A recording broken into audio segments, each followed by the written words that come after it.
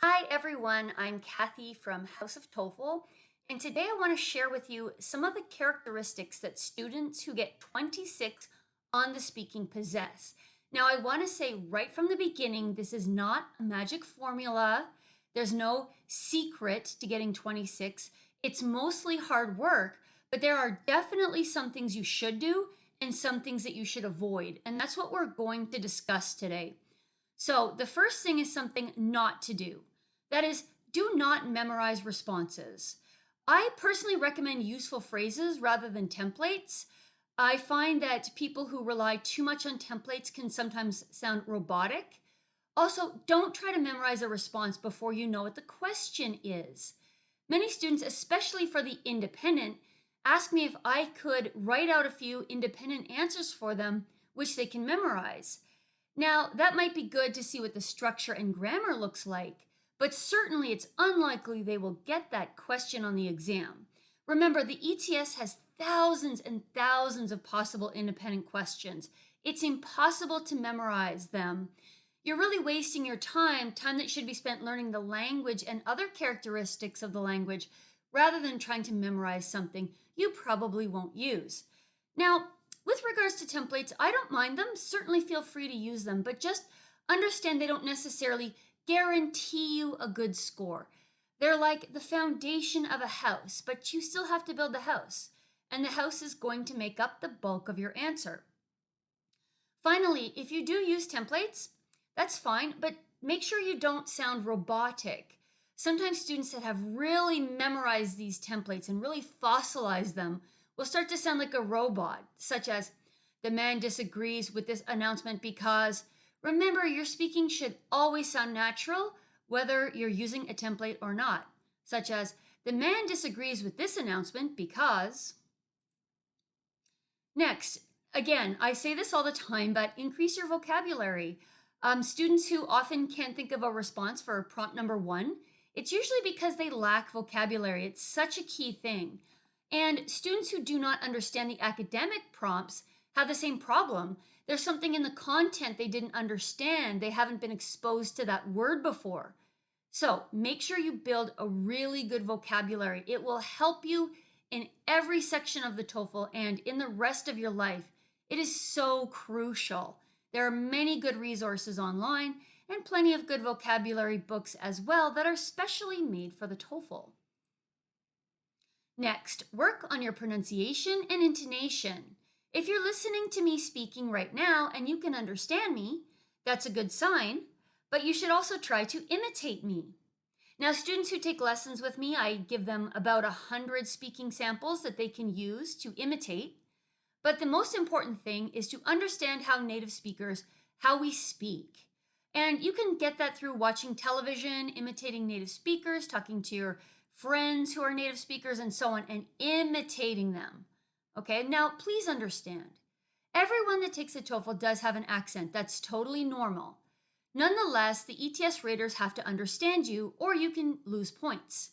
You need intonation similar to a native speaker. I will probably make a video about intonation in the future. Very importantly, do not speak robotically. So, I really would rather watch a movie at home for several reasons. That's robotically. I would really rather watch a movie at home for several reasons. That's how a native speaker speaks. And if you need to exaggerate a little, go ahead. I personally prefer to go to the beach on the weekend. Exaggerating is better than being robotic. Also, do not speak too quickly. They don't like that. So if you're speaking off like a rocket, I personally prefer to sleep at home for several reasons. Too fast. On the other hand, I personally prefer to sleep in a hotel. There's a few reasons. That's also a problem. Enunciate, pronounce your words clearly, and speak with confidence. Confidence goes a long way on the TOEFL. Learn different verb tenses. A lot of my students become too reliant on the simple present. That's what they learn first, so they think that's what they should use. But we have many verb tenses in English. So you have to become accustomed to them, because actually we don't usually speak in the simple present. It's only used on certain occasions. It's not used very often. So you need to familiarize yourself with many of the different verb tenses we have in English. Always practice with a timer. You have to get used to the time limits. I have students that the first time I time them 45 seconds, they're absolutely shocked how quick it goes by. So having a timer and every time practicing with it, and when it's integrated and it's 60 seconds, practice with 60 seconds, but always have a timer available. Now, know the speaking section very well. Please don't go into the test without knowing the difference between, for example, speaking prompt 2 and speaking prompt 4. These are completely different. Knowledge is power on the TOEFL. That is how you get a very good score, knowing what to expect.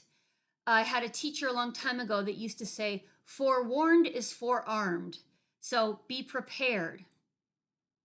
Immerse yourself in English. Tell your family members to please speak to you in English, at least until you're finished with the TOEFL. This will really help you. I have many students that take lessons with me, but then at home, they go back to their home language. That's like taking 2 steps forward and 3 steps backward. You need to be constantly speaking English, reading it, listening to it, and writing in English. There's something I want to point out to you too. There are lectures on YouTube called TED Ed. These are short 5-minute educational lectures, and they're wonderful. Best of all, they're free. Know how you're being assessed. A lot of my students have never seen the rubric. You need to be familiar with it. If you don't know what they want, you don't know what to give them. I've included the web address for the PDF here for the TOEFL speaking rubric, so feel free to pause this video and go to this website, and please make sure you're familiar with that. Read. Reading is so important. You need to read about a variety of topics. So this is good for a few reasons. First, it will give you ideas about what to talk about when you do the independent speaking, but it will also help you to understand the academic lectures, especially if what you read is academic. So then you will gain vocabulary and complex grammar structures. Reading is so fundamental to the TOEFL, it really is. Of course, the most important tip is to practice. As you can see in my middle picture here, it's about 90% practice, 10% theory, and the same holds true with the TOEFL. The more you practice, the better you get, and practice makes perfect. Practice every day. And finally, ask for help. Do not be afraid to ask for help if you need it. There are many TOEFL teachers online. We know this is a difficult test. We know it's hard. We've all taken it. We all know how challenging it is, and we're happy to share our knowledge. I have a YouTube channel. It's Kathy TOEFL Teacher. You'll find many videos there. And my website, which has my blog, is at www.houseoftoefl.com. I also have my videos embedded into my website, so you can watch them all in one place, as well as my blog is there too. And you can also book lessons with me at that website. I do private tutoring, so please feel free to reach out to me anytime. There's a Contact Us feature on my website. And most importantly, as always, good luck with your TOEFL.